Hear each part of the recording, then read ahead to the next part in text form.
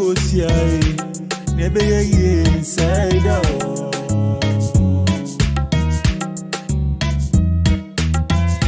And inside the cremo, Abrempong Gosia, never inside out.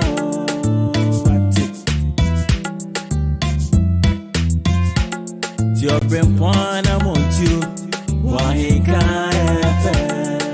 Abrempong Anamom Tuo, YEBOAH. Abrempong Anamom Tuo, YEBOAH.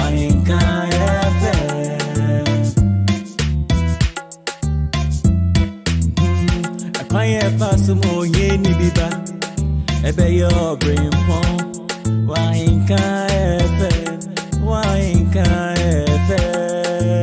93.3 FM. We are brutal. I can't get past some more yeni biba. Ebe yo Abrempong, YEBOAH.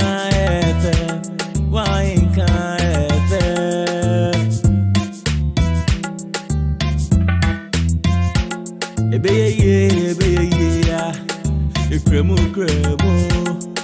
Abrempong Gosia, ebe ye inside out.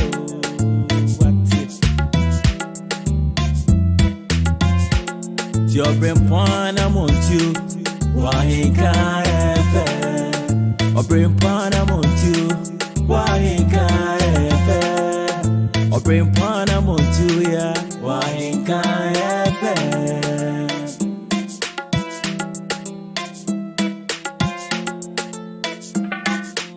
Ahenkan FM.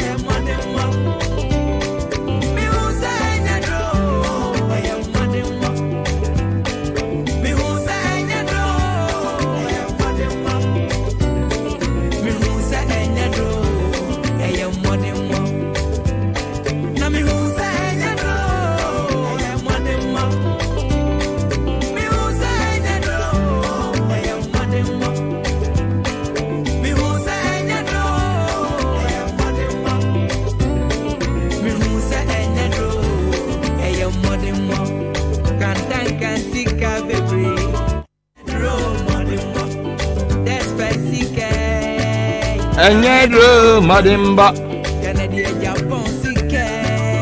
Enyedro Madimba Enyedro Madimba Dr. Isaac Sikaye Enyedro Madimba Emmanuel Kusisike Enyedro Madimba. If you work so hard in it, you can be what you wanna be. If you say Enyedro Anyumrei Enyedro Nembom Ayachodia Babaza Kwame ya domno na domno na umma brand na so yetiase ani afi yani ankasa so yamatempo ana di ani be kwa koduru babia yade asi anu se besi yeduru mema de hia ni mu nyina adwo amama kwa ba afamra kasabdia tatrata po mantem age atomo Ahenkan 93.3 FM so hey na titi o yan tema no ye nyeja ye ho yara wosi ye ho ati anyumra yi ayo Nyankopon ni pese asadi asiamu e wo dwumadie sonko wanwaso a watodin se Abrempong Anamom Tuo aso Sadia munim awa Odi-Ahenkan 93.3 FM so no. Sa eduru fiada bia nwumre sabre wa bra no so abo na akanka se abo na twagwa wie no. Ya trase na afei yade ayafutusem enkrasesem atoto hurani ntini wona ma bobra na ne ma be ya Abrempong wo mayimo.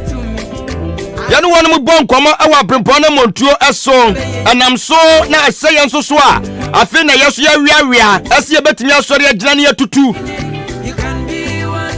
aseyen kura na ase yedense ya sori no anase ya wiawia no ye nan ya nase kotodwa ni betwitwa ya sori si atutu so ebeti ahwe na ni nyina mu na wase ye bon ye ho emoten si ebetumi asori agina anam so eno tira dwumadi ewo ho kame ho fiti sabre akopim sa nonkron ebebo ni efa dwumadi emfa ensomo kwa soronko so kana sense sa dwumadi no eye live Odi-Ahenkan 93.3 FM on Facebook, on YouTube as well. So no kwa no ma edem live and also Odi-Ahenkan 93.3 FM YouTube no ya dey away from my CCA ma yen nyina yen kambom obo se secure button bi wo ho secure button no asoko was subscribe yammo so ne subscribe na no sa no abia bia Ahenkan ya dwumadi bia betum live no na so wa mawo aye notification anase wa bo nka yese dwumadi bi ekoso Ahenkan ti kwana kohwe na timi aboye ne wa Facebook no so wadaromade yenya nie awon so bo se secure button bi wo ho anu se ne like na yen follow na entimi enso emwaye ne ya betimi so ahye wo Facebook wonom ama yenua bi so atimi anya bi ahye won se wunua bi wo no ma wo na futusam no ntimi ntuni bi wunya ya nka betuni fo ya de bi a enya wunya nka begbo apri no na nka wa kye ne se de ase bi eye no nanso so ukokan usuro enu ntinam sa kwanya we so na fatuni fo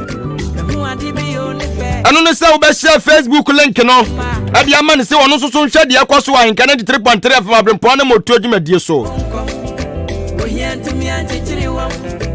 Ona timi abadane biase adefo anyumrei Odi-Ahenkan Kwame YEBOAH atsim kwana na wonum bremu kila abubonua the international bozike man opanyini dwumadi ono anasi ne sira so entiana wone Abrempong abebon komo na wono so akanabra bomu nsam ade akyere yene Medi adi Abrempong ni KOFI mensa Jone papa na papa endi wani mukan apamfo ni bi aka ho abra se mu betu omu nyina enka se omu so edum aboa amya de dwumadi ababa somo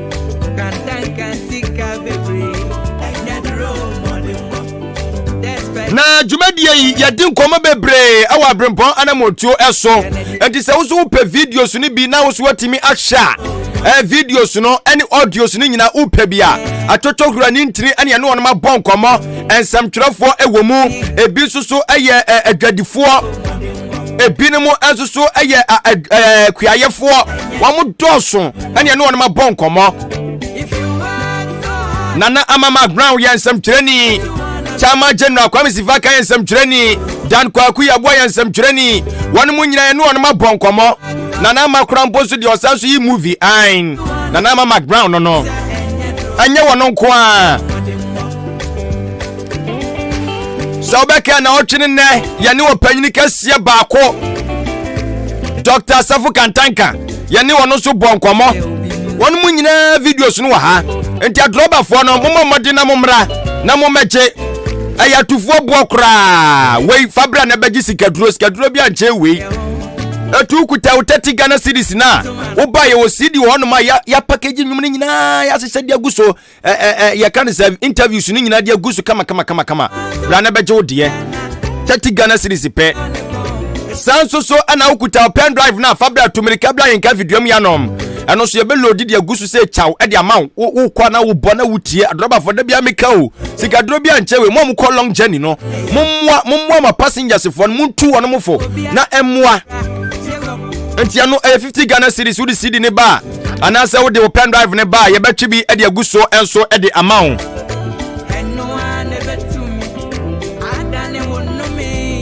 enti said ye wunim no said ye dwumade no enhyehyɛ etie no ye betie sim na yakwa kofa enne enso so enhyiamudie no ewa Abrempong Anamom Tuo so nipa ne na di ahyiamu no ye di kan ne na bonkomo epen ana waka na brabo mu ensem akyere ye ne na ohun se enne dwumade bi ekoso ewo fie hanom dwumade bi ekoso ewo fie hanom Ahenkan Senior High School cooking competition ene ye launching official na ye launching ni sa no na Abrempong Anamom Tuo team no etena se no mo se dabi ya launching no on se ye nuane ne ye ba benoa na ye nuane ne ye benoa de a ene ye ne maame bi abonkomo a wono so na wo ye nuane no ani ono anuane ansa na enei Nyankopɔn kakra Nyankopɔn pijana wono anso ababeye eye Abrempong anasa Abrempong enu nti ehu behia se yesebema atiefo titiru akyerkyerefo a mo ba ye mo mbesi musukusufo na namu nyina no mo kan kyere wono ma mo de mo ba na school fo mbenu anuane nyina so mo mpiri kasafidie no na wono mu entie dientia ye di sa dwumadie we eba ye na ene maame ani no adi achiemu no medical catch ne ka di achiemu dada na ne nkomo no abesi asem so pepepe enu ntie ne yesan so ede maame Felicity Ansong ena esade no eba maame Felicity Ansong ena yesade no eba na ene no ne nkomo na woni Odi-Ahenkan Kwame YEBOAH achim kwana na wonu mbremu kila abobonua the international bozeke man atwetwen ye no yesan so ene yesa chiemu biom sansan sem wo mu a ye tie beboa ye papa titru ene dwumadi a yadan na distronko a eno enche nyame ya adom a eye October 30th eba so no eni asem ya be hia pepepe etiene ono ena yesan no ewo enkomo twetwe ewo maachi dwumadi de ebedia no mo va jame Abrempong Anamom Tuo dwumadi enso eso na maami no wo ye Council of State ye Council of State a wono mutu Ghana mampan na nado danko akufado omutu ne fo no ne kunu eka ho ebi a wono ye fe ne se Honorable PAA KOFI Ansong ono ni kunu eno no ti ene ma me wo bebre esan so eka kire ye ne ye wadi suade bebre a e wo se yesan esua efiri ti asim ye koba sade atiefo munim dada no ye be ma akonya na moso mafre na de mo sua de wanti anasisi a wasa atie no wasan so adanedi emwa de boa wo no na wa be danedi enso e de akire ye ne twa number no fagu 0201 944 485 0241 944 485 and 0554 820 910 0554 820 910 eno eya homabofo mienu a ebre no eso a memfe ni sisi a wadaroma edin komo ni wi a na wafre na afi so ode e de aba beto adwumadi no so kama ti sabre de yetiasim maami Felicity Ansong ene Odi-Ahenkan Kwame YEBOAH 101 yenko emra Musa dachi meye ni petitiu meye me ho abobra pa aye bibi sonko abaye Abrempong dachi na wonso mo akwada wonyini obeto kan wonama na obisa kwababo enti tie Abrempong Anamom Tuo ye dwumadi a ye de aba Ahenkan 93.3 FM so efiada bia anwumre no so kwasi no nwotwe Odi-Ahenkan Kwame YEBOAH ani ni petitiu ni pa kase a wo mo ye bibi papa gidi abaye titiu Abrempong na enu nti obi ape o mabrabo mu nsamatie no betwetwe komo ebiti sempanimfu a o mabeti o man so pen mrahye bedwafo akuafo ensantrafo akase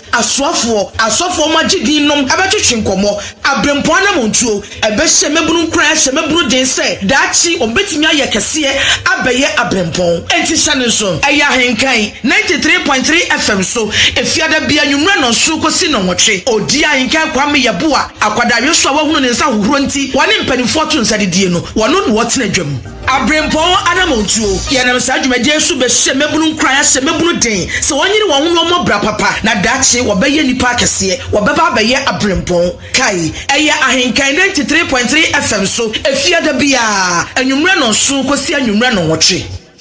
we adishima ebiom ye mama kwa badeba Ahenkan 93.3 FM so ye dwumadi a yato din se Abrempong Anamom Tuo efiada bia ene ye de ebremo dwumadi trimo podi munim dada enu nti ene ninti ni atwetwuro ye doma ba show yiso a omanum nsem omunkranhye onsuo hunu abemfa so e de me yahwefo ene ye netiefo yebekọ so adamase say radio programs ahodo na do so but this is the best radio content in Ghana today, no doubt about that. Live on Ahenkan 93.3. Obibebu say enen so hwan na eba we ye hye yen dwumade say oba ba ko pe ene waba yen dwumade so ene ne nyina ye nuaba Nana Ama Mark Brown or ye TV presenter or ye actress or ye business. She's all in all about showbiz industry.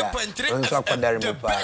We another great woman. I know Essen Nana Ama Mark Brown penny. Ono so penny papa or ye business woman nyankopon dom araka ono so edene ho. She is married to a very great man in Ghana or Nebusia Kama. Na mami ben no Odi-Ahenkan mejeje ne ho a memu ne dia mama okwando say nei ho na biti ne ewa Abrempong Anamom Tuo so. Ezan say onye media personality nti ebia na ontini din ewo emiamia bebre. Nenso ono anu krukru mu no wa bobra pa. Ene abo pini say ni sue hunu ewa brabom. Ono ye nche ewo Abrempong Anamom Tuo so. Mami America na sem miame mame Madam Felicity Ansong. Mommy, me mawakwa baba in KFM so. Yo, Odi medio so. Na pumbo ko de. Erade adom. Ya honje. Na wonso Me so me ho ye pa COVID adaro manager ama oba me tete okakra. Ni nyina nso ye. Na papa ho ye. Erade adom no so ho ye. Ifie so ye. Ifie boko adom nti. Eda Yesu ase. Because the last time I share microphone to the name one Monday's day. And I wadaro ma me best oba piece of when you be choose you kakra brabom. Since then the microphone to the yenhia bim. Ampa o. Na ye nana mo so ho ye de. Obi a ho ye. De nyame ase. Da mo nyina ase. Dedi kan ye mo akwa ba eba Ahenkan fem ye sa da wasese wa ma ho kwan se onsusu kakra wo abrabom no. Oni atifo ebeche ye ka se mame Felicity Ansong mpacho obuo na ni dimo ona ne hwan mame Felicity Ansong de ahobrasie mu ne meka ne se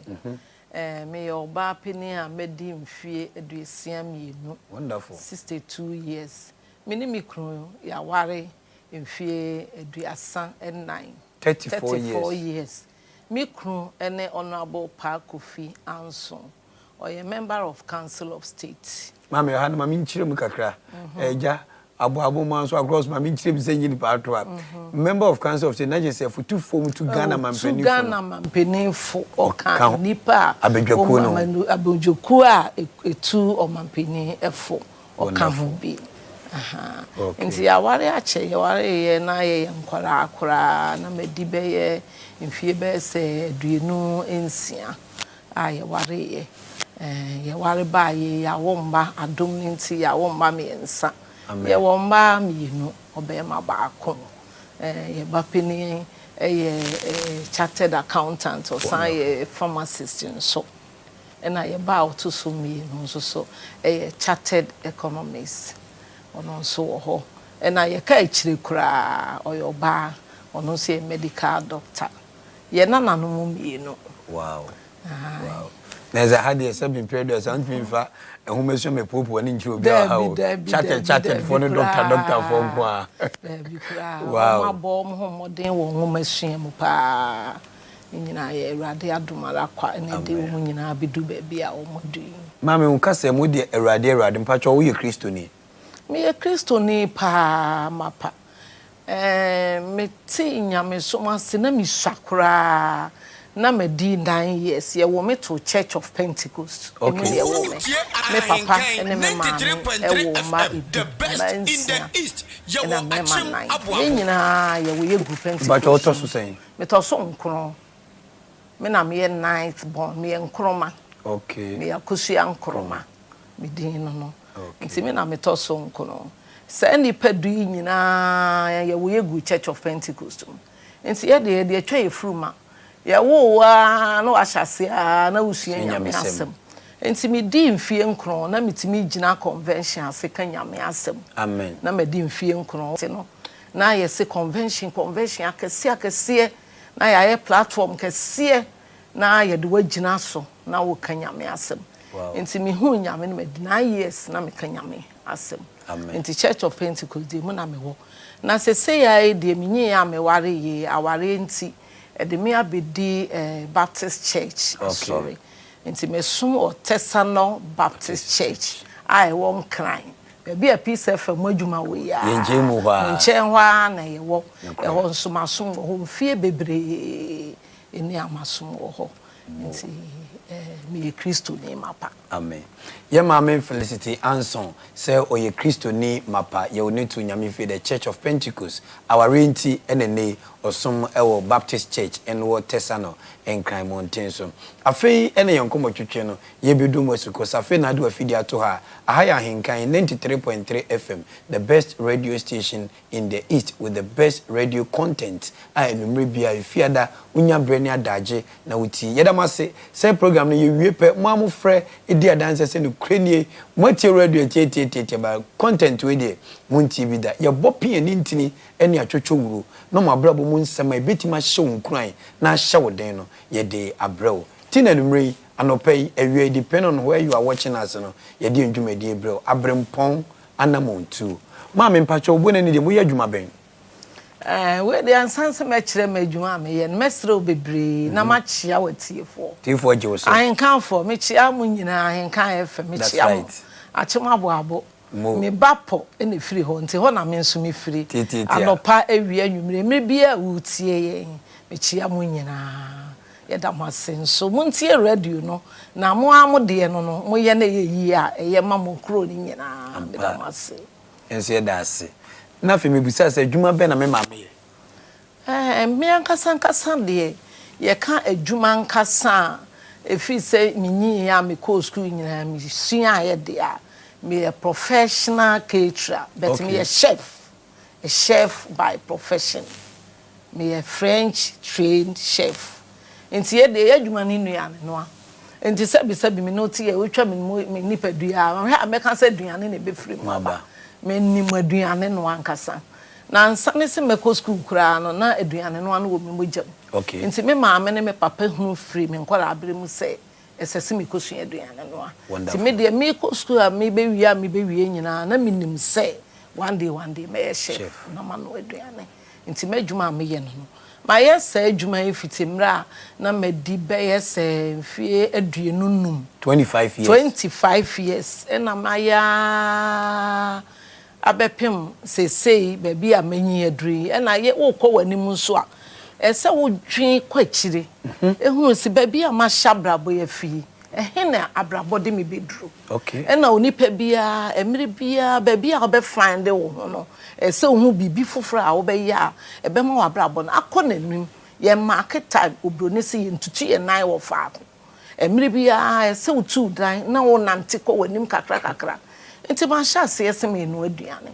minyi si minyi a metimi anu aduane ana da bi de bie mu na se minyi ni ntimi no aduane a meye eno na no pay se wia na wutie mi se nwure na wutie a de bia dwen kọ wanim onipa bia se wo dwen kọ wanim onipa bia wontimi nwen enko wanim hu ekwan a wo be hyehye wa brabo no de bia wo be gina faako wo gina faako so a na chese wadi nkuguo e wa brabo mu enti mira mi nyi no na me hu se me de ne ma bi kama dwuma mesua ne ho enti me madwi se mesua edwadie kakra na me kunu so kira de kakra wo University of Ghana na me de me ye business enti me hyase kakra se metonton ne ma kakra me ye restaurant kakra afi me nyi no me bie store kakra san se mentimi anu aduane a eno de metimi atena fa akwa tere no saje bitika nti bi chase se me sua se ne ye store adwuma so ekaduane esa so nyame odi adom akyede bebre adom yen se ne wotie me a unhu wodi ahwehwe okay bompa ye ka kire urade se wombie wani no mie waso na hu wadom akyede a odi akyew onipa piara ni wiase a oni adom akyede na onipa bia adom akyede onyame de adom no eye soronko edem soronko kura se wono de ama wa unkuto wono de ama wa ye unkuto se unhu ye de a na wona wonhwehwe ye nti na ama unhu abrabo na ni so na se wotime to bo asetena ase na wo hwehwe wo nipa dua na wadwen mu ene wo ne ye a wo ya ubehu wadom akyede onyame de akyew nti se wonya hu wi a so saduma chede no na ye di ye na fakọ wanim Meni me maame yekwa ni de hye na wonkomo twetwe de akodu adom akyede free wadwuma a woyem. Nti maame woyɛ dan na wo nhu adom akyede se aduane noa mitime asua na mabomu abodin abɛyɛ chef ayɛ de wadu babia wadua other business account wadom akyede no woyɛ de na wo hu wo de. Madom akyede na ma mi hu ye ne se emra ye nkwara e school no na ye frɛ bibi home science ena ne de abrofo e keka se catering home science aduane noa ne kan school ya bisua yesua ne kan ho upe usua aduane no na ema nko na mema nya enye ma emema sua hwe ene udi emema ni bitumi no aduane a oyo ba wa hwe ye hu be kan home science na me beto me maame akua fakma na waka home science ba wan kyerem se de wu kyerem yi ni ame no home science de e kan onipa wa brabo ho onipa bia so yo ba so yo berema aduane no a esese kan wa brabo ho isa so come the way suit me no aduane di enu nti unhu se ye man ni mo ni mpanifo hyehye ye na o madwen mu da ho ehu ye se esese ye di aduane no a e kan kwala abrabo ho isa so ntimi no aduane obeden wa no abi edi na wa no abi ama maame ano abi ama ye papa ye nso de ye mre so aye nyi kwala ye na ye som ye maame no ye na ye prafie ye na ye no aduane ye wo fufuo nti se wa nkosua wo school e kwan be na obefa so a obetumi ano aduane nti ye hyase e free school nti won se syllabus no ye sua ade na dabi wo ho aye se ye ko home science na emra ye sua sa aduane no yi ni ye suakora na nso se aduane bia obi mo wo ho se ye be kyeche aduane na omusuro opɛ bibi enye den no wafa ebi anwamu bia no anwa no opɛ me susu de mi hu madom akyede ehuru ho efiri ho se ne a wode beba mi bia mitimi ye ade no wani gye aduane no aho na me ne gye aduane no aho nti eno ne adom akyede na onyame de adom ti amanfo osuro ne kye no wo de na wunsuro debi unya dru ya ya kyerɔkyerɔ teacherfo no omani da ho ya ma okwan ma onyi ne wo pɛ ya kyerɔ no akɔpeki ubie mu ana ewom do kɔ no a me de mi nsuro ebi okwa meti wodin ye beyia na ne ebetom so no mafa me bie mu a sɛ ye den sɛ ye mre odi me no aduane a ho bedwiri nti na obi no bi ne beka mo wo nse aduane 93.3 FM the best in the east nti no de mi sakra na me hunu ye na me papa kura ene me maame enso ehunu ye esan se enipa edu na bi no aye mpenifo nti me de metena afie kyere ye na se me papa ba afie na ya kyeche eda ye no aduane a se obi na aduane so pe onka na no so ehunu se na otwi me ba so masi na no aduane onka na no kura na wahu esan se me yobi a me yade a me ye ni yie enti se wasua hunu se ne ame ne ye ete a ubie meduane so obi hu se me na me ye edanso kura taste ni so de edanso kura me de makoma ne me bibia di bibia me ye chi ese me ya mana ye yi ache obi ade a wo be ye ade nti na wo sa akoma ne sa ade a wo yo no wo de wakoma ene obi bia di akire onye ne shabo bi na omprapra ngum ne yenkoye ne montem etiefu a mu tie me sabri asem a me kan me pacho momma ni na ho na mumye mu asom ne mo koma munye sa asem yemfa nhyem na mutie beboa mo hwe ewi ase se wo ho na wantimi enhu se wo yade na se wo yade ni ya untimi ni nkonim wa abrabo mu da sa untimi ni nkonim wa abrabo mu da esanse na me koma ne madwen a kyerɛ me ama mahunu se me yade na me ye ni yi a e ma me nigye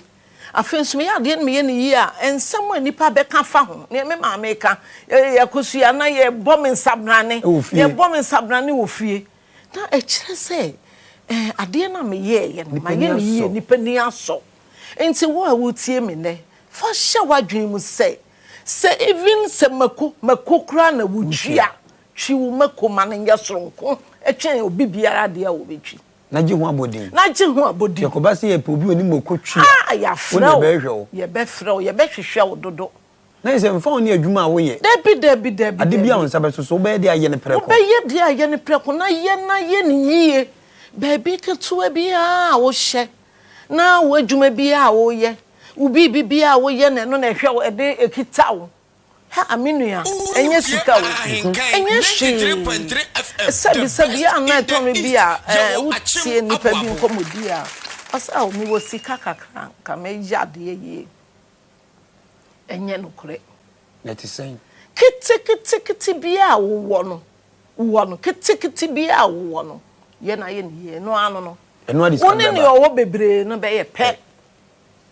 je na ye ni ye woni ne be ye pe na ebe fahin na abem na woni de o bebre na kwa ye pe ene se me ma sha se duane ne me no na duane a me no ano se na me no a me duane okay obi anu na duane a ono amo a wano amo na nso ye wo mo emokro ya ye ka mo aya no asem ubetimi anu amo wo kwan bi so ebema wo mo no ano aye sonko sa na me ka no okay ese ubema wade bi a wo ye na aye sonko e wo wabrabo bi a wo bom na waye ni yie eno de hia me pa odi se onipa bi mo ma brabo ye biara ampa ye mo obra e biara o bo brabo papa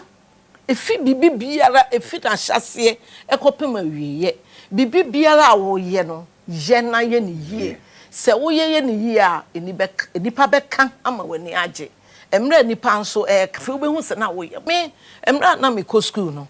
se ye free class 1 ye ko class 2 a ye wura ha bon se akonkwara bebre ne ye di agonhu ba bi a obetena hu ne obeye ye wura mu a me hwedin na mape ba bi boko na matena na me nye obi a me ho ya ahometi bebre na nso teacher ni na nto nkopim sa no pa na ye ko school na ye bepo ye so ye class prefect sa na ye de amame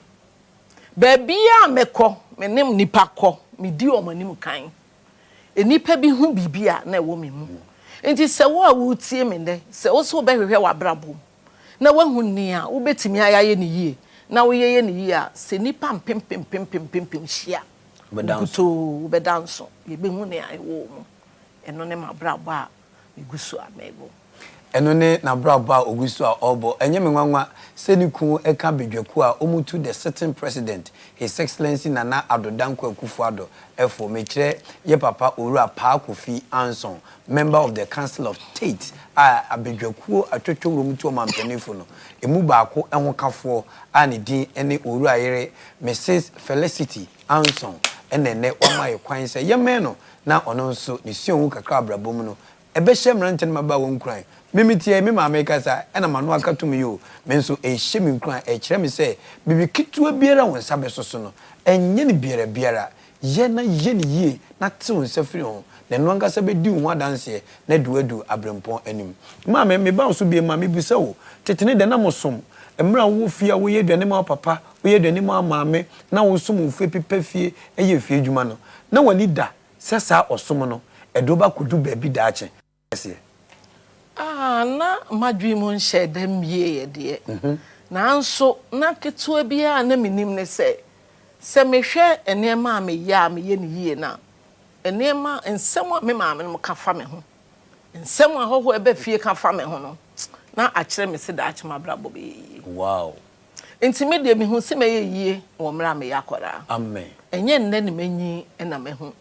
esanse na me papa osisi Church of Pentecost adan bebre e ma asofo na me som asofo pa enti nipa nyina hu me se me yubi a me yesomfo me dru fie sese ya me nyohoho me ye djuma ho bedwiri wo obeka se me nim ba bia dedawo enti nema na enipa ka abasobode aye bo me obi e yade ane afre me asoro yade ane afre me mpeni yade ane afre me na misua nso mpeni fo yade ane afre me edem kura papa keke me papa me de esonko na enya duane nko an odi minim no o odi se ba honidi a ahonidi pa mi di me honi ye ba ofie kwa bibia dia na ye bisa me ansa na ya behwehwe mi o me o ba me ho anopo awie o ma ye ready mi di me honi na aboa me wo ma ware mu maniji odi maniji papa he obi a obeka se obesomsom pa obeba brabo pa wani nye no na onye no kwafo me wasumdue ankasa nyame adom nti me wasumdue na ma memfa bibi kakra enka emra me ye madwen se menyi a medi edwa no enema bi a me de ka ma brabo ho a aboa me a ese so bi a wutie me wonni bi nefa e ka wo abrabo ho no okay ene no kredie odi se wo bobra ye no kwafo enu na di kan udi no kredie 93.3 FM the best in the so nyame o chase so hira na o de ahobrase ka ho a urade nipa be do wa mana ye fe amen me de won interview ya o ye me nkwadwen ho ansa na wo bisa masem am ye alo baby nia ewo mimu de da me ma na egu ha na wo mutie mi a me nsuro ma sorefo na etie mi a me nsuro e de chese se ho na wonya de pa o ka sem na hwe benkum na hwe nifa me ka sem wa koku oduro na anije so e de chese me aka sem nim na ewo mimu ampa di no kura wo wadwuma mu ende nipa aye ni brifu bebre wa brabom obi pese woduru ba bi nne wo mra onyi nru ho yenye ne saa odi yenye ne saa o me pa ncho atiefo ye mobra saa abrabo ye de to fom boko hwe mama me ka masem bi saa asem me denti ya me ne nkrofo odi nkoma na me ka so ahu ye nyame aye som ni odi oyo nyame no kwafo a owotumi mutumi bibi biara ni ho awrade ntimi nye nanso odi ye ma sem na me ka no ye wo no hwa wodi ni bibi aye owo a wa ma oba na nante anka no owotumi wonum de se wo nepe na oba nante nanso nyame de awo toto abrabo ho nti etiefo mu tie mi ame so nyame ode awo etoto onipa wa brabo ehu o se oba wo oba ne da ho abosome kakra transe ukọ wanim no wia ukọ wanim no gira ho afa tutu anante the best in the sabe we nyankopon nya yesu ni enu no de toto ya brabo ho se woni pebia wo se wo de wo na ho ya wo nso mpese wo beda ho enen kwa na ya wo me pese me sorry me nanti tumlika wo be hwe ase wo se ntutu a na wapra afa obi sire untimi nsire abrabo na enu no minua no adofo enemu tie ahenka FM asem kese na me ka kire mun fa wa brabo toto awo ho sen na wo bo wa brabo fa wato bo wa abrabo mu ana se woto bo abrabo mu a wonye sisifo woto bo abrabo mu ankobokro no woto ho abrabo mu ankoji eduro woto ho abrabo mu to bo ase a onkonkodi obi ewu e de kire se wa hihya brabo ne se wo de atonto abo ase be hya ase afiri baabi e de akoduru baabi santo bo ase nti won hwe ase da menu ya wutie me se wo be di nkonim te se ne me di nkonim eye me ya na eye kan nya TV so nti wo hunu me na se wo hunu me odidi odi me nti ne na odi me aba man for her Facebook live ti so be hu live na wo hwe mabrabo amabo ene se ne ma ye me ne ma ekwan amafa so atete me mma ekwan am de sum mi kunu ti sese bia kwara oti obi nchen a me ka hoahoa me ho mi kunu ka hoahoa ne ho a di bibia ni ho a kire se obobra ensi wiye da ma wo kase mu na wo kase wo mu frase na wo som ofi na wo ye aduane no na ye bo dimpa akwade do ye ade se no na wo ye osonfo se obi abranti ababawa na otie a na wo nkurunkumankuma bi mu a nesuma osom ne nsem a ye ka fa nipa no eno so ti mani di oh yes odi esom bia ni ho eni akatu apa esom biara wa akatu apa he ukoto na obi nchen ko di house help usum ya obi nya akatu apa ukọ prapra obi fie so ye security usum ya obi nya akatu apa ukọ baabi na obi di na de hye on sasade yi be pese wo hwe so mame wo hwe so na hwe so yi a ye so mpa ne bi ubenya akatu apa sebi enye ye maame ne ye papa no kwan ya ho bi kwan man yakwe me kai se soma asem a wo de ba yi me twi wakomachi me be ware no na asabi me maame ne me papa na wo mo ediye pa enso no mo nko school da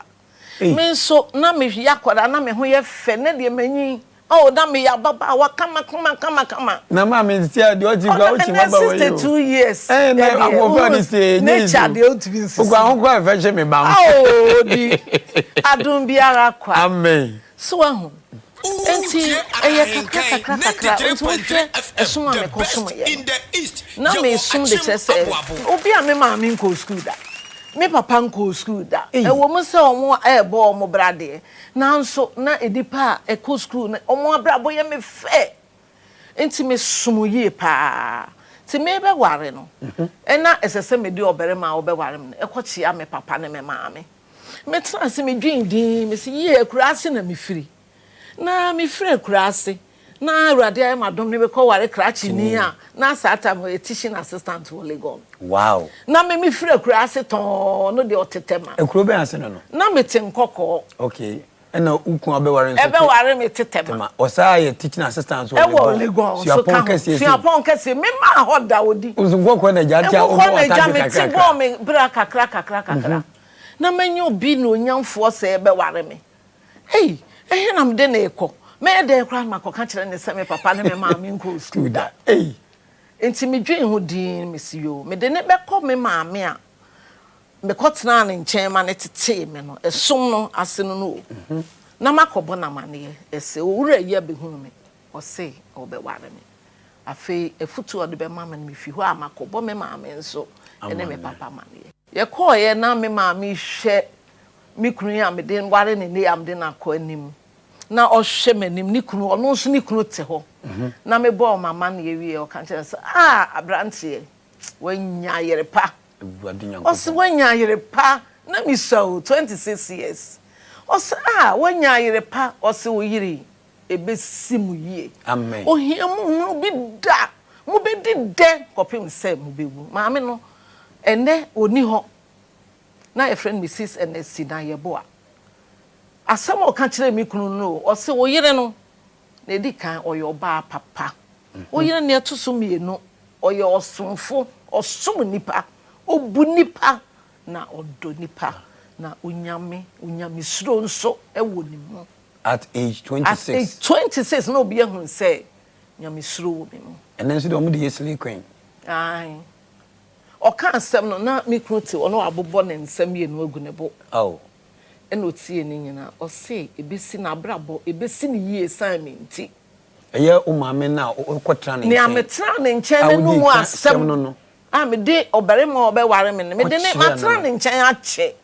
Enti me hu ne se me maame no no. Enti me de me kunu ko kire na mo no so hu sese ni matena ni papa nchen. Asem o ka kire ne no odi nanum asem abamu ama na bro so. Ampa.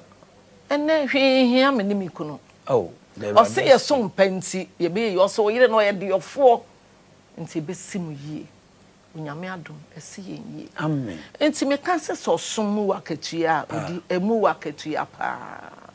Aware kra ye som wansom a wunya katua. Aware emu kra ye som.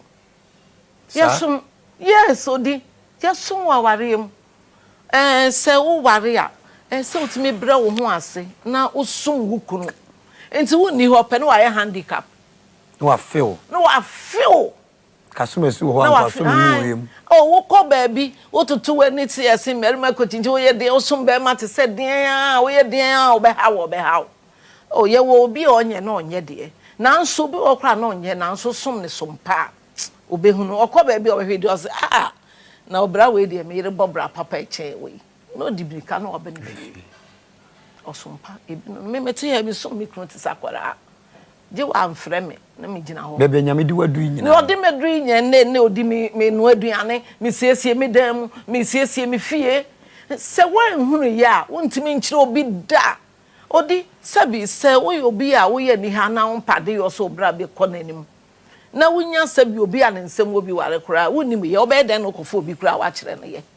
esese wankasa hunu ye e na obra ye boye wo ne ma esese openi wo a wo ye ene ye won ne ma esa boafo ye de boa nti se wo ye peni no de opeti bibi obi ye de boa ope wo ne onyam no asa odi me de me mama ne onyam nsan ene me this is it me so mo ma sorry me so mo me store me so mo me fie me nkora akwa me o mo te enye de bia no bi be som me so me som mo da bi o wa o mo ya de wa obehwe me gina kitchen me yeduane sanse o mo aye busy ya de ma tete o mo duane akona na me de ama o no mo di no mo ne age na wanya komapa na wabɔ mpae ama no akanse mpafa wo ho na wonyame na o hyira wo nti abrabo papa de odi oba ebeboa wo nti ye bobre ya ye koye ne me mama ye abrabo pa me ma me Felicity Ansong me gidi pa se ye makwan a radio presenters obekaye nyina agu form woni mu kasa akukudrom me kasa hyenkran eno no adi kankan no woni mu abrabo a wabɔ woni mu na komam woni mu ni trim ti okasa won surachire na brabo mu nsem eno ne ye che konfa so osome eni baabi atwedi Abrempong Kwame edina bedu ade me do kan se osi nyame adom o na somdwe na nse nkosha baba sino nkobo no watrama kwa ye ni biara kanye se enei odi adanse no hye nyame din enonyam ne nse mo kan so tasum takoma so se osom ahobrase de woyo bia na yire ho ye na ye ni ye preko na na di ye die ni nkoso ebeba afemi bebo wuro no makodi kakra ma minim se me amenimu de minim se wadwuma e won kan hanyen kwala adwuma obi adwuma kese a wafa fufura wo nya eye bi omonsa ekoma no aside wadwuma as a caterer and a great chef no wabie bi enwuma amanfo eye bi wuyi wadoma che de ye aduane no hu ni ntem na ye hu adwuma na pa hu ni medie da wo graduate a wo ye program of ya me baby ami di mani be hu nuane a waya ye sankwan ofia ese di asade odo ebo odom aside that no wabie adwuma e ba ne sen na wotimi bi adwuma manage etimesi abronsan kese won krenko finfin afa amanfo ma o me adwuma ne bi di eno ane masem edikan amaka no ese onipa bi adwen kɔ wanim okay emra me no anuane no na ye kwafu de me papa o kan asem bi kire o se kwani babia obewo no no wamoamoa ne nsamienu kwani babia obi a wo ye kwani ye wo awamoa nsamienu o store safo ahye baako that's right na o capital o dwetire ehye baako na bere no hu enti wa kansa asem di ahye ya adwum enti no ne mbema ye hu ne se papa se wo ye kwani ba de a ye wo wa o dwetire hye onsam o store safo ahye onsam na kire se dwuma bia wo be ye bia no e de wo be kwa kosi dwadi emu na de wo beduru enti mra me no anuane ne nyina na sa asem ne wo madwen mu se ese se da achi bia mitimi bia enwuma esan se me store safo na hye me nsam dada na me sika nsu hye me nsam na da ben na me bie no so me no aduane mano a ekomanim me bebie me store ne nso na me de me dwetire ne nso ahyase wo na me hyase free semra na me kunu nso ye kwawni nti ono nso safo ahyehye ne nsam enti na okotra brochire kolecha kakra na me de me wogana ha na me di me dwa enti obeba do na me ne dwen ho se ofi ya ye kwafu edie ye mie store na wo kira de kira wo ba kokora esese wo be ye wadwuma enti ma me de minim business ne mo de da enti ma me hye kwawni ba me hye me de na se na wo nso so fa wonim die a wo no be time echi na ye nyi ko no ye dwadie na ye kwafu ye de atwa ifuruma no ye mfe no ye adwuma enti ye ko start wa so kan enti ono de no onim business mu na me de minim business mu so na me nim spare parts mu enti me sha ase me sua kakra ono no kodi kan sua de baaye na me boa na me wo bibi wo mi mu a se fa se me ne onipa hia na me ne wo bedi nkomo na me market me ne ma kire de ya dum bi a onyame de dum me kwa mitime kire me ne mamu ma etodwadifo asum enti na me kunu de ne de ane se okọ UK ko fa ne ma ba okọ Lagos ko fa ne ma ba okọ China ko fa ne ma ba me de me ntu kwan me da me ti store na no na me ti sika ne so enti wo to ade a me na me kire wo sade no ye ton ne sei e bo se na de be ma me na ye ma na ye papa se na tie na ma kire wo na fei me say sua na me kan say se wo sua ade a odi be ha wo me say na me ton spare parts oba o to ano de akofitam ni ahye enti ka ho de enso na metimi asua wo mra me ton spare parts na me kun guso kokwa so okoba na masua contact set hye na masua wiper hye wiper de hye kan ni mu hye kan so ta na epopa ni mu ma we obabesia makosua mako fitani ho no wa kire adwen na me ka so wo ho a bibia adwen ko wani mu no eno no me frɛ aduane no am me ton spare parts enhwesese mesua me ntimi nyi sika ho kwa to bi beto kwa no se shema na wa hye me spare parts na ye soronko sa na me de metie me nua wutie me ma wa bra bonye soronko makosua hye na mo musua na ye ma mi no pe me de me hye contact set and am hye wiper o contact set ne kra me beto me drive na obi car say metimi si twitwiri animu ma san de ahye oboso anaje so na okro no me na okro enti se akrachifo e ba beta de me ho na ma ton contact setting so e servicing part say e na marketing ketia eno na ma ka akoko ntentem ma o how enye engine asem na wato contact set na wie na so de kofitam na okotua ne ka na wo hyema wato wiper wie na so de kofitam na okohyema wa no ba be si am store na nimu a wo abie bonnet so minimum bonnet nso bie se minimum aka ubie ya na mayi dada no me screw ha ne ha ugira ngo me kire wa mo hu se minimum hye me yi ni nyina na me de we ato negative and positive me de ato so na me de wo ya na hyehyem na ma screw ama oboto right na okro me nyi sika odi okotiama fita ni nyina wa fa ne kwa ti wo ha ne hin ko beba odi me se me to ade na fediums onyame we dey also be shira da we shira me ama na boro so amen na nsane so onyame betimi shira ho na so bo ho modin o aja kentro untimi nsore to me be betna prayer camp sa o mpade yo emire sese wo koye adwuma bo obra ma obra no ye yie no na wo dete ho bible no onyame asem ankasa se nsa enya adwuma no enidi adenti na mfa nsane nkoye adwuma na so mredru so awakọ na wo ti prayer camp fitian no pa kopema na adwo mimi ye Kristo ni mi jinya mi di na nso mi nkotena prayer camp fitia no pa nkopem anwumre ubo mpa no nyame tie he na otie nafa odwuma wo ye no be shira oshira wo fa na wo ye nim woni hwe ye ekwan be na onfa so njira wo ya na ma mi nka we mfam kakra se tom ne bia na obi se ene mi nya sika ebia se mi ni sika ni Yesu na wo ni sika hwe adwuma bi ye se wa ya adwuma ma ban o saban tia meka madwuma na chetua meka dia enipa no be adwen na we de won nya adwuma so se wi ase ayeden na aban ne kra etu obi ka obeba betua oka na there be so won nya adwuma to be den wetua oka be den wetua oka nti me kama na kusi se wa anya adwuma won nya ketua papa bia na emo adwuma so a wo ye no na wo de star art you see art ye kitchen na ye no ye moto no obviously catering is arts and science. Art and science. Actually say the art in it no and they say one word aduane awie na wo do je ne nto se toto so amana yakona kono aduane na anye de kra obie super na ne kwando and the science in it no and they say obema balanced diet obema aduane onipa edi no ningu na furu nkeke na emomo odi no anya hoden ewo ni nipadua emu saa na ye catering na tie ena me de mafa saa catering na art and science no e de aba be kama brabo ho say my life is art and science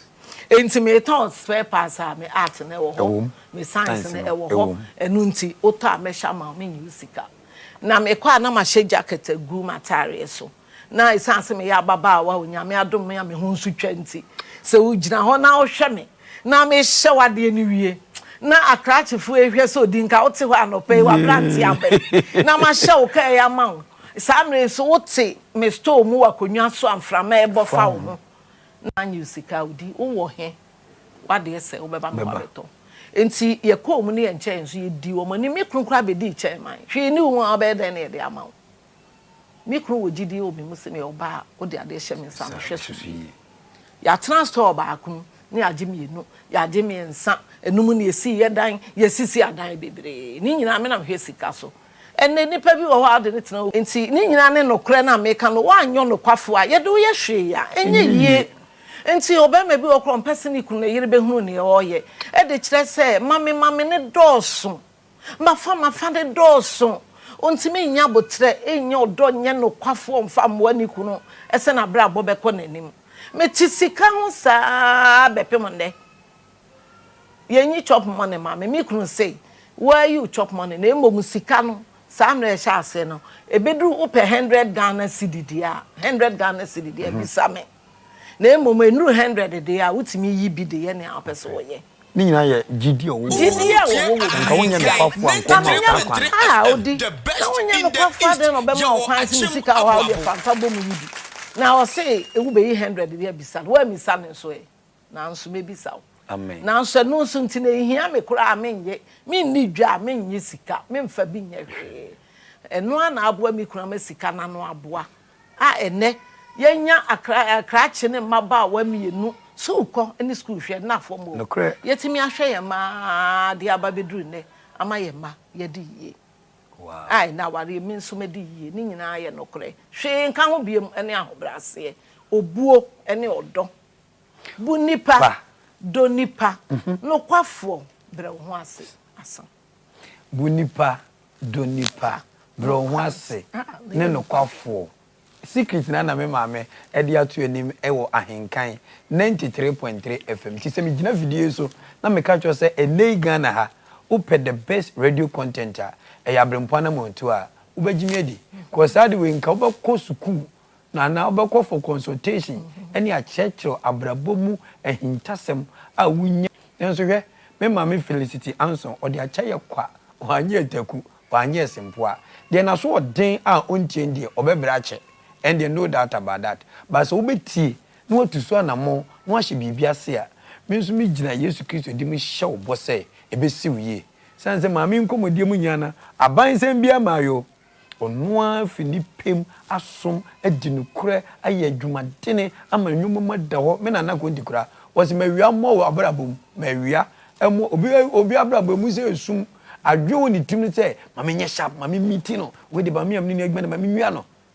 odi mawia sa unko wani mu da na de wuwia no onyame guso ehira no nti bunipa do nipa so nipa na do oman so ka ho na kakra you shall get your destination engomo no yentwae enje yebetwa na enso maame nsanko maame obiem ma semiti wase a na enso abrabo no asasere nyina ye self employment wana ye wade ene Ghana mrancher mabawa obi ase school no beko se adwuma no besua wiu na osugu aban so aban madwuma wo ye example me no nanti minimara unka mamenti da so wakoya aban adwuma bi anase bibi etesa ana wo yakwa ni nti na amangasa motimi employment ho na esimu ye no odi me de menya aban adwuma na esimu ye na nso so wo ya aban adwuma etimi siu ye okay na wanye nso etimi siu ye onyame wo na kwan de ma onipa bia nokre yebo onipa bi se on be ya abayadwuma oni obi ho betimi atena abayadwuma mu de akọ pension enso besi ni ye ampa obi nso betimi atena business mu enso enye yie ma no nti no de follow say je say aban ma wadwuma nko na obra ebesi wiye enye nokre da enna kitikiti bi ne kra wo no nso no obetimi aye amana yeye onipa bi obi obeka simi ni sika meye den na menso metimi abobra aye yeye sika de mbamu kra odi sika samo ma ye bra ye boyimu sika ni timi pia kitikiti hwe eton bibi amamenka wasemi na woni sika na opese wo ye bibi na nso obra bi na obo obi nim se wo ye no kwafo ni ntine eno na ebe mammoa bi be firi baabi ebeba onipa bi ni ho anka untimi nyammoa mfiri baabi na nso yeso ma bi ne ye bra bi aya bonti asisi akwan bi ama ye ntimi nya emmoa emfiri baabi enti de bi ese etra ho se je aban kwa na behwe ye ansa na ye emra me ne mi kunu ye adwuma ya ton spare pass enim na ye se onipa bi ese odwen ko wanim no yehu spare pass no home second hand cars nkwa na wo ye mema no na doso na ka amono no enipa kakra bi na timito enti na ye ton ade but ye dwen ye ko ye nim no na ye dwen akwachiri sei no ye bie nwuma kese a enwuma yefo ne toto ka amono ema wo adwuma yefo etete de kakra ka amono nso so woto odi Enfie bebre na de ense wo ho. Enti se ya anwe anko ye nim ehunu spare parts yi. Ya anhwanse san ye dwuma mu kakra na ya mfa dwuma bi amata. Anka ho adaache ye beka kire. Enye se spare parts na nyire nye wo. Eye na nso ye spare parts a dwene ma bi a ne ka amono e ba no nso de beka ho. Na wakodi ka amonofo no nso achi. Na watimi ama wadwuma na akosoro. Enti ye sha ase kakra se ne ye hwehwe adwuma foforo bi nsan me bata spare parts na wo. Na se koba se duru mi bi ne ka amono na dooso. Na ye nto spare parts na ye ni hwe ha nso. E ho nso be boaye. Ni nyina ye se ye dwen kwa ye nim. Ti dwen kwa ye nim de me ka se maka e ho hia pa. Enti ye adwen se me mekwa kwa ye hardware aka ho. Mi kru nso ya ye adwuma abobra na ma ye bra na yakoye nim ye ntimi nye tonaton buying and selling pe into no so call into corporate into owanyi into okonwuma ye di nipa ka ho na ye ne kese me de me oba metena buying and selling nim it sounds buying and selling ade bi wo enye kra ade ba kra wo in the east Yeboahguest mi kru me kan so de me beko na no so na ye dan say ye hu say onipa bi e bobra na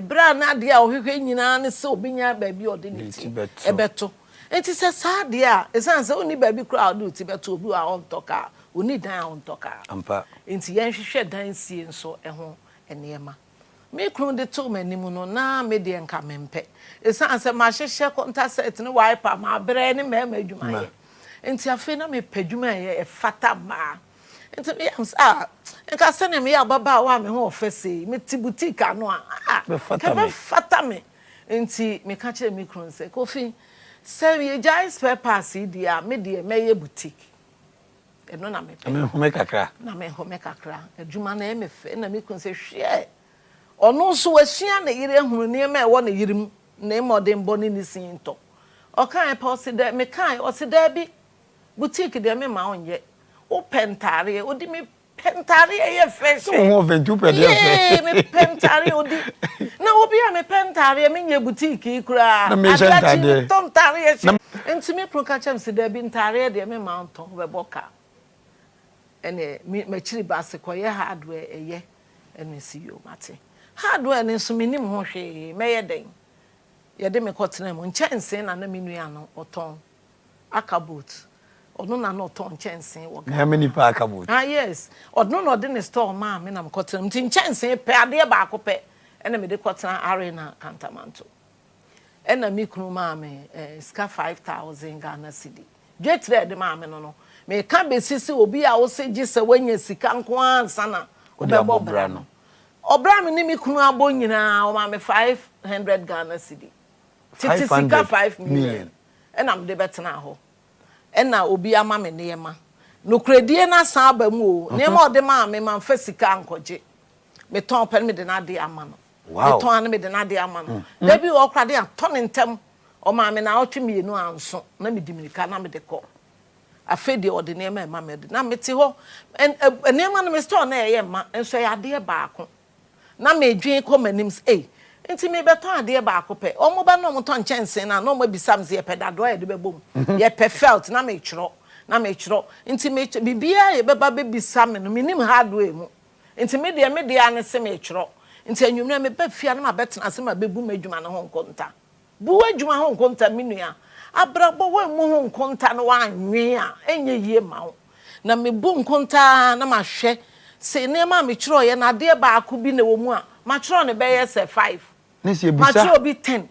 matro be 2, matro be 1. Na ye bisa me ne dodo ano na ma ko chinchin ne bisa ehe ne ton no na ebinu mo mwa me ye nkyere me ebinu ho ese free takura de so na hye ye kyere ya so ye nkyere me enso me pre ana me hu so ahu ena me de we aka ho na me de we aka ho odi enipa na me ne omo eye adwuma me koto omo adwuma mu a mikobisa baabi a enema no mepe bia to minim om se o ye wotakrade bosomi nsia bi om de om ka beba na wato bi ntitwen no na ewo medan ya chipe na minim kwan ene sankrofo ni nyina ato ade efiri me nchen me kotena to wa wo kosua ade me me kosua ade ene mu twa wo tade wo to firi me ho na me store no na emu ye 10 by 12 ketwa na as a single room na metim tom nema odi wo wa nwen a wabra bobe den ama wo enye yie da me call ho no na me hu se tudu nko a na ekotu nema firi na eye arena ne aboso kan ho no ne de eye retailing market enti say retailing market de a adan na me nsumi ntu nema wo ho omu nyina firi ho na ekotu du kotu obi ntu ene metu edo na me kan se me dam soronko me ba be chen wo no ade a mo de mo se mo de mbe retailing me de se me ye wholesale ba ko fo me de ba ko fo me tu afa de me tu odi omu nkotu du bie me se sade no wo nchen ha ya obi be jan storm kra na oto anu abewura mo abeje akoton ene omu amikoto wo mo wo ho nyina me na me kotwa ato me di omanim adum ninti ene mesisi edan kese be bro tima sa abonsan na esi eye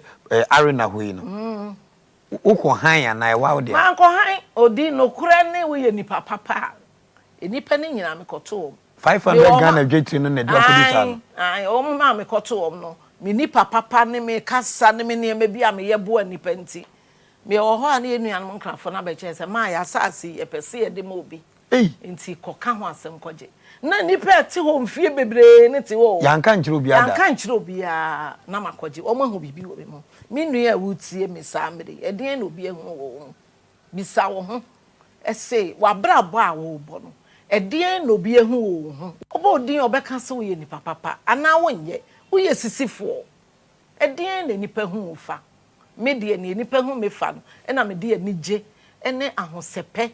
kama se wa kire wo awutie se me no kredie me ni mutie me do enti ade pa bi etwam age me mpe ye de breme amen edna masisi adan akese bebre me work is 35 omo de ma fa omo kura na omo amene ma bom yi ma me so about 30 enti me ni pa bes about 60 na ye adwuma na madwuma me ye ne so ye ma ne ye fe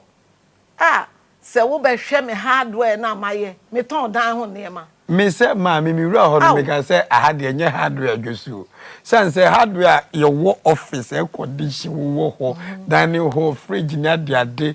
wo ba kotade wo be bia wo betena as a customer wo ba se unkola nyina e wo uniform outdoor teams as abro chirinsa no na no nsusu ya no e se o Ghana fo nyesa na ye hardware no ne abrabo na me kan se me de me ye made a me ye nsoronko no obu wo ha onya ne mfaso a ne nko a na edi na wo customer na metade ama wo obede na wonya sa mfaso unya aden na wonwe ne ho se wono ne waboa me ama atomade amen ne na nka me han obi store dan se me han store dan odi me han store dan bi metu afiri mu enti nipa ko a wo boa me ama medu ba bi a medu meto konwa papa oba betena so onipa na wo boa me ama medu se meto dispenser sukom de wa no so free oba ba bi a sabi wo be ye wo ho yie e kan me ko arena sabi atiefo ade enchen ye wo pay esisi wo o pese ojon so kakra eja o kan ntoma hata wo ho nchen bi ya wa wo no okro no na me hwe no onyamfo wi a wa be hwe agu gatam na ye maniwu nti mra menya ba bi tan misisi washrooms ba bi a ye siesie ye ho ko pese ko ye wo ho yie a obeko bebre utwa ni benkum ebi ni wo fa ni fa ebi ni na ma ye so kama ma mintwa no sa agimpa Abrempong 93.3 FM, the best in the East. YEBOAH achede ni bi ameka mo onyame adom achede a ode ma nipa no gift odi adom achede eno de me ntimi nka nyame asem obi bisa me ntimi nyi ano agi nyame nkuto no nim ne a odua wo me mu eba wi ase me destiny no ne a onyame na brabo onyame hihye ma me no gift nko amen gift enema bebre de wo me mu me the gift the heart of giving ni nyina me hu nipa amobo enipa hu hia me do nipa na me ni bebre so na me do nipa enti sa na ema na maya onyame ahwe hu me mobo a odi me eduru ebi e wadri sa ne omana na owura ire Felicity Ansong owura KOFI Ansong Council of State member mesaka se enyanwanwa so ka afutufu a omutu mampanifo the embodiment of a president na the tufo the mampani abedwaku a omene mampanifa adwen wo man chechire yo no odimo akotine bi na me de nanum nsem ahyem nkran bebre me de me maame aprekope ti menene nam no obuo ne ani dia me wo ma ne ntimi nyi obi a me frefre no nanso biri bi a me ben no okasa bi a manfa abakwa yunum ko dudie na mafa de atumi kotodwam se ne Odi-Ahenkan Kwame YEBOAH me nso metimi yo bibi kakra ama me nsakoma no ama fufu nya bidi a na maame we edimu akotini bi papa hardware no dan ho nwoma epono nsafoa nadoa inches ne ade me no nyina te Ghana ha emiamia yeton saade no unko hu se yedi ho ni ne die ni demu sonko the whole Ghana. I'm telling you enunti ehye unkran say education is very good because almost anya obwa me maame tani manyina kuta masters kuta doctor we say chese homesuan ye na se bia wutiemu aboabo manso across asubua odan akwatia kade emiamia nyina na wutira anye yi ni amfo anko school anko anima me masters ne PhD ne de ka ho a enkyere se we useless never adoma chede onyame de adomo no ye maame kasa hyase no de tudwa se hwehwe na hwehwe na unhu a onso bayo Abrempong na daachi bi no ye pa Abrempong no makase wa henkan 93.3 FM so a ababedu aboboa no enche ye beba for our last segment ye bebusa ne say into obra kwantuo ya waka no fefefe na brabo mu nsemi edubiri bia ohia ohaw bi bibi ba ye twitwitwi na brabo mu na ebu na bam ehye ne den na otoa so ye na suahunu ban ene nkirima ebesua ede afrim ayembia obra kwantuo no bibi ebebo mu a wani su town kakra how de ye fa bi mu pa e de kire se eno na mdi kan se baby a na me fi no na me fi akura ase na me kun fi kuro e na o ware me de me ba nkan nto ba na mani atan e be tan ye kakra baby a me we na ma ye madwuma me wo me restaurant me wo me catering services fe a me ye madwuma me bo me bra kama me wo school fo a me church o made ya ware me de me abankran me ba ye mani atan okura se ni sabi me ma kuromu da me abaha akọ abako kakra se me metena mu da e na ye de me abetena kuromu na ye betena mu no ye ko han dan wo odoko na edan ye ko han ye no na ye han dan ba bi ye kakra de che se madwuma na me ye na esimi nya ba bi e flat a metimi aye me nua ne ho adwuma afiri nti one me kan so ye be ma wo ha nyina ama wo de aye wo adwuma e de nunti na ma ye betena e wo doko me so me be ba sabi na me papa e bibi wo nsem kakra nti na metiye ansa na me ware afede me bedru nkra no na enye sa na tie e de che sa ka me me kurumie no ono ye teaching assistant me so me yakwara baby a me de ama me se me be ye adwuma no ma shase ye ko ni adwuma ye fa ka bi ye friend king of kings omo anyi kakra omo ni free no omo nim the worst ever trotro or parking nipa papa as a sadi ai now here so be a me timi krom papa ye building contractor or workers me tena ka mu kwa sorry ko baby a me do be so trotro ya parking me ba ye si de ye nika na ye fa trotro na me ya asthmatic asthma san wo me so na wugina mu e de kokrom de wo ba na e den kakra mayen afi ni na ma abrabo ne ye den na ewu bi same amani tan ye pa ne se ye bedru ye no sans me ye Pentecost ni ye de edru ba bi a ya sore na edi kan hwehwe me ko yi me ho edi ba bi nyina me kire ne ameye e ho so de ayefro ne din to de ene anya kura wo nya adwuma ye o se ya ma adwuma odi me agye me nwuma me hyehye kama me ye fia na me ye wi a ye de me ne ma beko ye fie wura ba besraye oba ya o say eh madam eduane de ontimi no wa hasa o eduane no de dabi be se oba fitanhia o de nkran me nkran kra me nte me ne sanene oba fitanhia o be se me fie eduane de me ma wo no wa ha me fie be se dabi madam ontimi no aduane wa ha mpacho enne de wa no ano awie eno aduane wa ha biem me so madwuma no baju sika me Ejuma aduane na me no anti na asabi yesu ama nipa mienu ya beji edan te sese na se wo ma me nya adwuma ya me den ansa ne se me beba no me papa ma nkrofo kan ye ho esa me adwuma nti ne abehwehwe ba bi nyina metimi aye me adwuma na se mi kunu de owo na adwuma e wona legon na me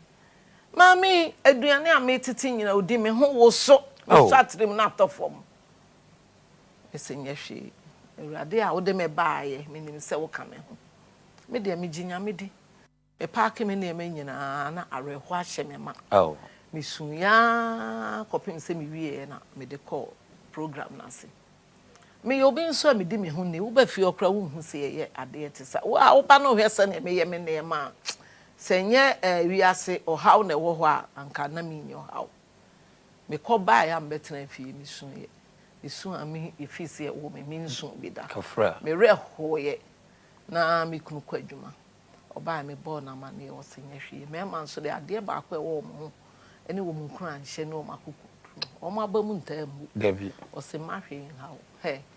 ne e wasua ne wo mu ne wadwen sa anye yie kura na ese wo kofie kakra ne ekoya me na wo beko ama wonye adwuma ye ya obi amaboabo me ho se me betena nkran me den masako me fere kora odi minti me nko me kwa wale anyime na maba anyime na maba nti dane de odi na ya reho se mama me kakra ye tutu ye nti me kwa asore me kobo mpinifo na ma ne yese asemo atumi ni ne unim se asore nso de ene o mu hu se obi abo ho modin a sisi ya ne ye hu mobo obi se bra me dan ye ha beno awo wow nti many time kakra e de chese na ma boka nema amaye o hwa ye me set up awie na set me back se me sign kobo e ka biem afi na me sori amenye adwuma menye hwe na me te ho kwa de twense metimi asisi sa denso me nkita bebre sa eye kakra bi na edija me kwan e de me ba ye kan o ya ifra na ya chiche o ne ma kakra e na me de ba ye bebo bra e de abeye me set up asisi amount me na me nyina ma boka afeya ma no aduane ba akopɛ me e ka ma bo me nu ba bia na abo me reho ye e ya bamubuyo e ya bamubuo pa e no so ne ameka siso ne se onipa wo bo bra abrabot sakola awahwe ase wo hwe ase se brim sorry na ho sorry me hwe ase sa mere na ma hwe ase se me mare ho ka me na mabamubu ye pa anka ene wu me tisese ne a wu me na nso wo bo bra na wo hwe ase a sorry nti me hwe ase na nso me de ahokeka sorry ye na kakra Odi-Ahenkan 93.3 FM, the best in the East. Na fe wo nye hwe na o sori anu bi ya bra kakra na de atoduane adidie e ma me reho ye pa yi na so Ewurade adom o turn me life around e ma me san adwen ko manim e na me tu anamom fufuro. Wonderful. Ma when you finish do 62 years. Looking at generation now, ya baba 2 we so money afufuro bebre edima kwagye no. Wo hwe ya bra bone asetena nyoma ye ya. Ye nyoma nte se mo amra mo sisi no. Na wo hwe obra kwantu amra nte ma ba YouTube ya. Eden ne ya ebema na si ye nso yi kura na ye bebe mo. Asese de odine wo ka no eye no kure. Ye mrantie na asem ne de asem kese pa da online se ye nya mrema ye mrantie ewo ba bibia wo bia wo no se wo fato ho so se wo betenetere mrantie ne mabawa omo no ekwan omo pese omo faso no eye soronko kura free ye dem okre eye different kura ene ye de no de ene ne nko ba bia omo pese omo abrabo ne ye hyew se ya no makohwe ase bo kwam enti esese enya mrantie ne kasa kire enti se wo ya brantie wo ya baba wa na wutie me ntasa amretie me srem wo ni die mu ye nim sam akọ school ensi mu nim die na akomonim na nso mo maame ne mo papa mu ya ye wo mu ya ye ntimi anko enru ba bia modre ye ne yetimi ahwe mama bedru sa enti na kire se bibi wo ye mu enti na etimi ewo mu a yetimi ahwe mama bedu enti mo mfa mu school kọ no ensisi ma enim bebre ma mo nye ne ma enye monto mo bo ase e wa brabom nea wo pese wo ye bia no ye na ye ne yie na sua na ye ne kakra na tie afutuo tie entra woto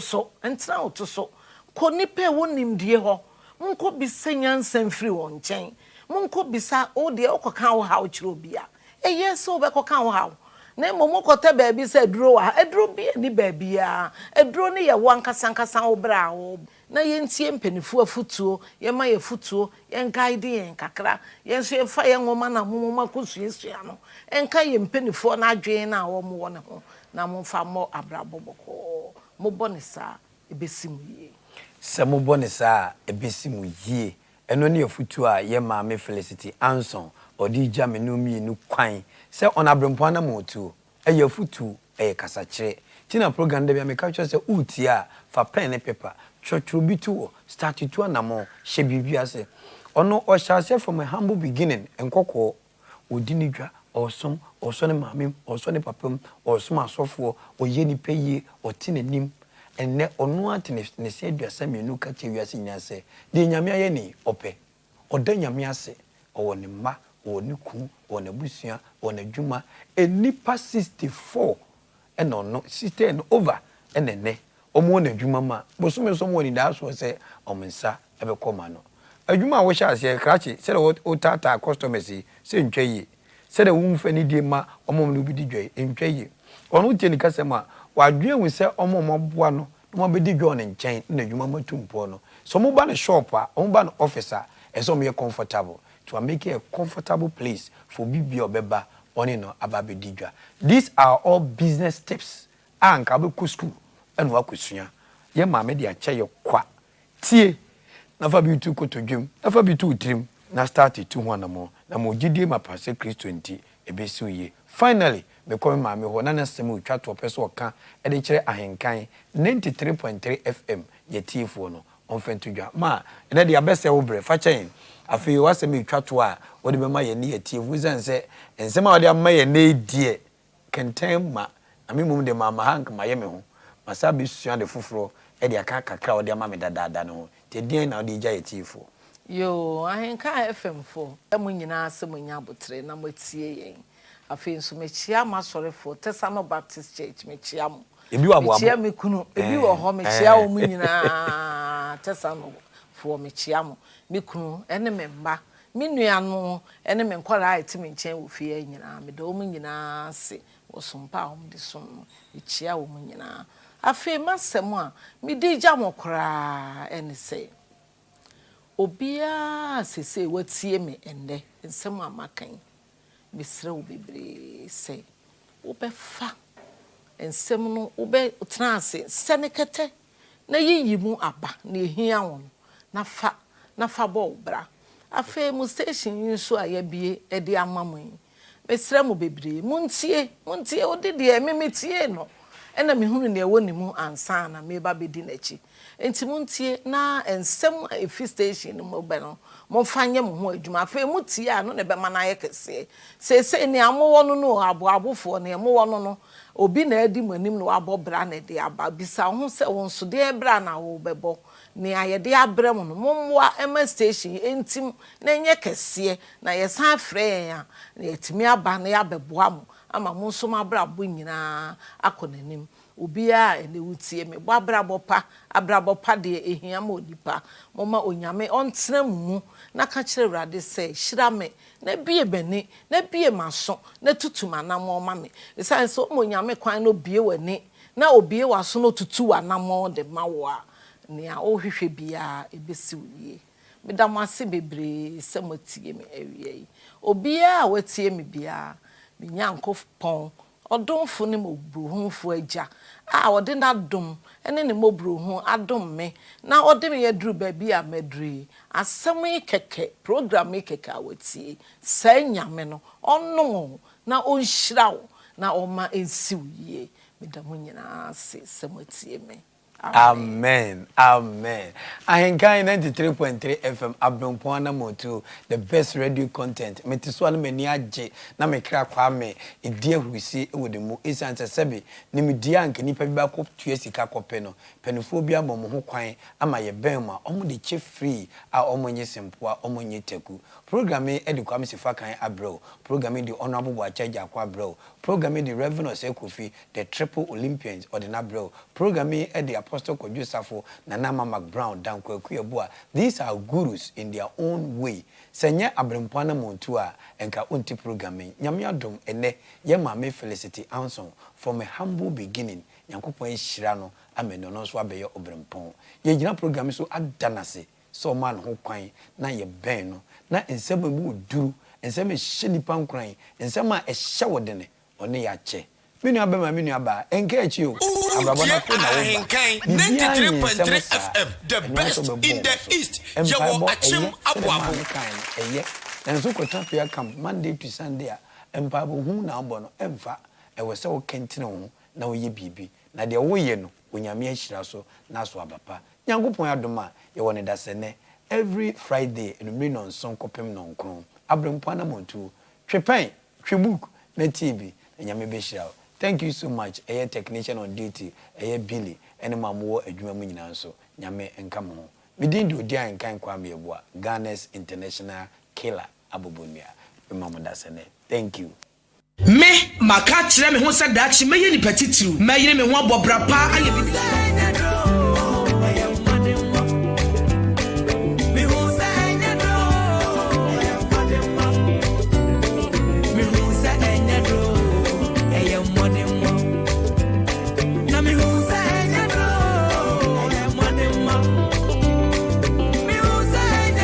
Oyiwa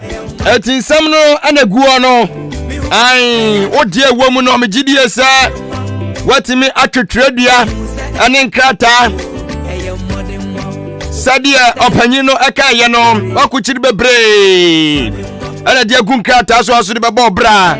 yakopon so enhira wo se wutie na asopamu ai sikadro ne eguso ayacha no yacha wie enti wodi anfa ye no fabra na ye nyina ye nche na entimi MYN 0201 944 485 anasa 0554 820 910 obetimi na so wa frɛ na wa bemu na fe enede wo so watimi asua no ye nyina yatimi ache na timi aboaye ne Abrempong Anamom Tuo.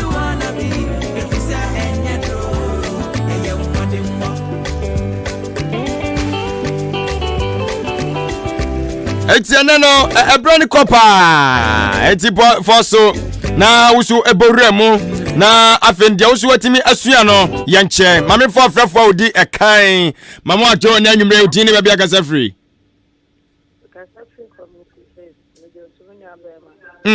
na udi no sister ma da rema yankoi mama Felicity Ansong no dia be se ma ka kunyamu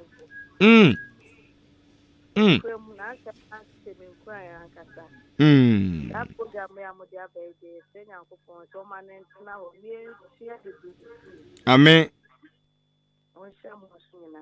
Amen. Yada sibebre nyame enchira wo so sanso na wo so obetumi abamu ebie 0554 820 910 mamo ajo na nwumre udin ba bia kasa free. Reverend Apomwe.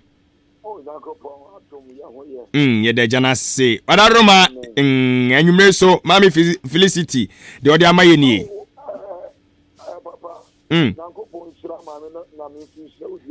Amen.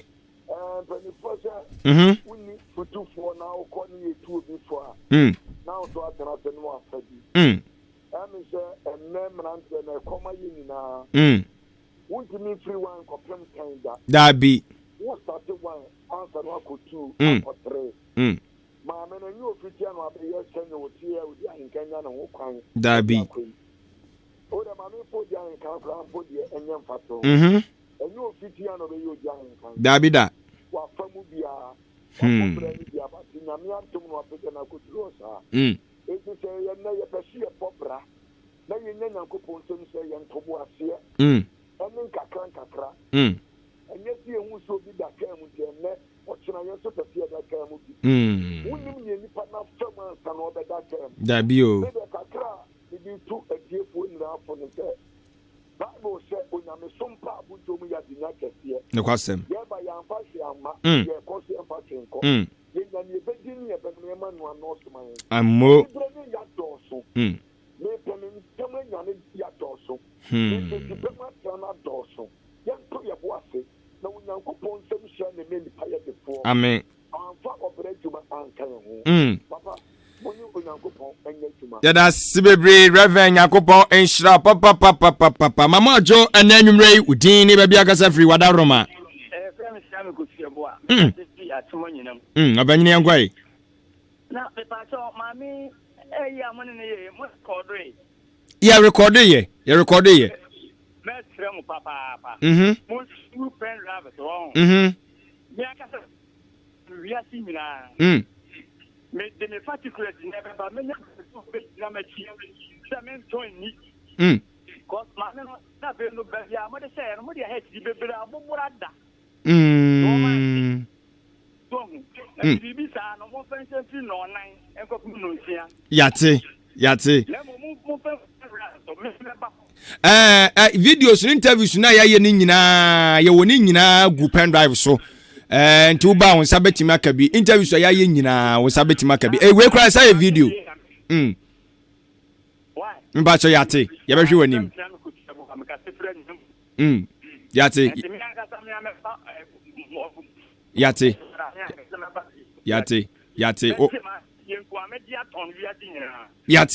yate yada si bebre Yakopon hira papa mo yada si bebre enti videos no de interviews ya ye nyina ye wo ni nyina ewo ho esanso ye video esanso ye video enti no opanyin wakan yate ye behwe wanim ye behwe wanim amene nsam no bebre na ewom encha na ye sori enebre no ekopa enti no afrefo ba komienu bi eborem a na ye de asi 0554 820-910 ubetimi afrena so be mana 0201 944 485 mamo ajo enanwumre odin ba bia gasa free Father make you ni ya by na mama point pa na bo da o bo bo mu ni tu na point pa na beji videos no na wosufa kogua na wankasa wo hwe ne mo mamo ajo enanwumre odin ba bia gasa free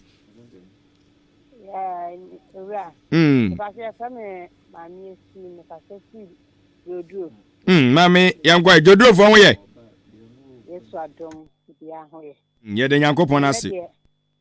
Ya mami wa kasa. Akasa pao.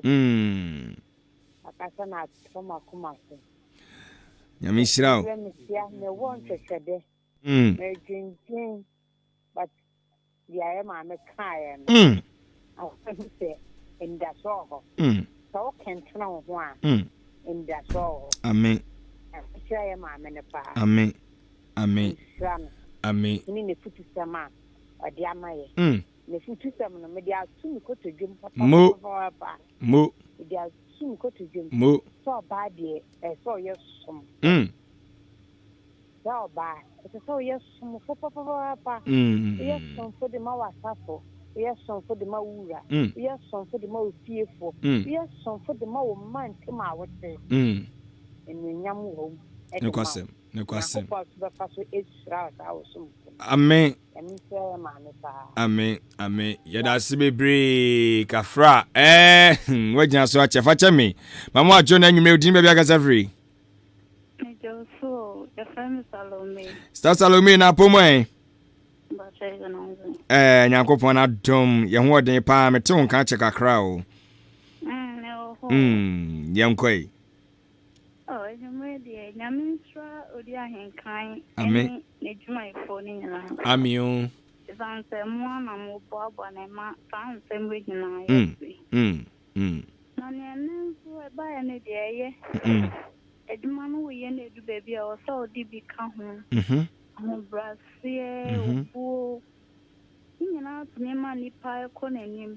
omo na wo ye papa no na ensura no nso nso rade na ngasa bible no pa ka so obra wo ho ase o ma ya bibia ya ma ho brasie no kwasem that's it. Bye bye. Sister Salome, that's it. Mama Kenka 1 or 2 messages be na fe no. Yemfa Jumedi no ensina yenjemu emfa Emma DJ Toxic. Na afi one Bra Nelson ene Kwabra Costi. Wamo enso emfa ni gie de no emeto aso emfa mamo. Okay, mama for frefo. Mama ajo na nyumre odin be akasa free. Oh, Kafra. Mama ajo na nyumre odin be akasa free. Yejo. Na me na pomwe. Ya de nyame ase. Okay, mama yankoi. Papa. Na ni ode babu aboa yen. Ifanya ni nyina na yenya obi etwiefo. Enti so sabri na se tie na esese yen so ye de boy breadthrough na ma no so ye dana se pa. Na se ifanya de ma fa o mu se o ye adwuma esese adwuma no o hwe na wo ye ni yie. Nkwasem. Ye dana se na efutu a ti ada bia o mo de emaye. Eduru ho na se mantia. Yeah, that's it. Nyame enshira obebre. Yaso yada wase. Tiefo nya yada wase. Se monso mugusu amudi ho adanse. Okay rush. Ese program no yene de pa. Program no yene de. Wentia na chese watra entna yate. Sanso ana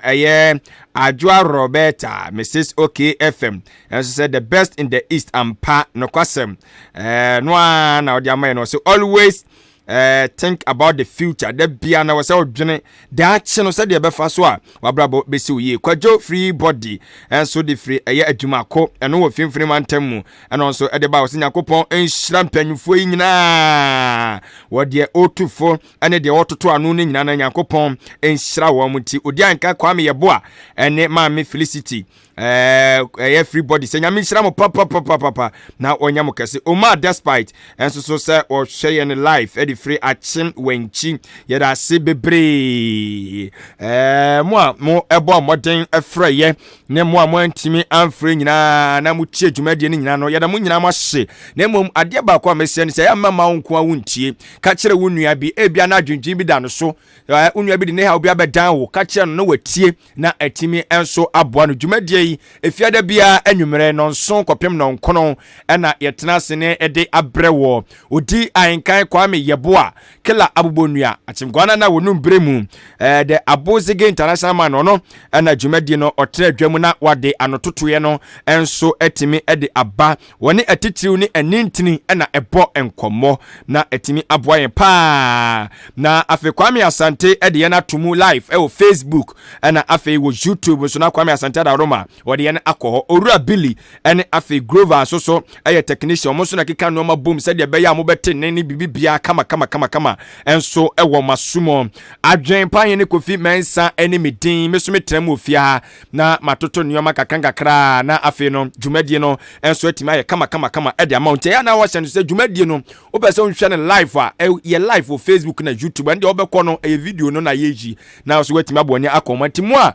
mo pe eye videos ni nyina bi no ebi ewo ha ni nyina wa videos no fiti say program na say ebe sinne ye woni nyina ewo hanom ye de dan kwaku YEBOAH na hye dwumadi yase ni nyina no ewo honom ti upe videos no bia bra fa pen drive ne bra na ye ntwe emfa nguso emfa emmaw na afenso CD so na pa ni nyina no ya ye ne krado bra na ebegina intimi emmoa wo nyankopon eye adoma ye wodasene ye de opanyini foforo eba Abrempong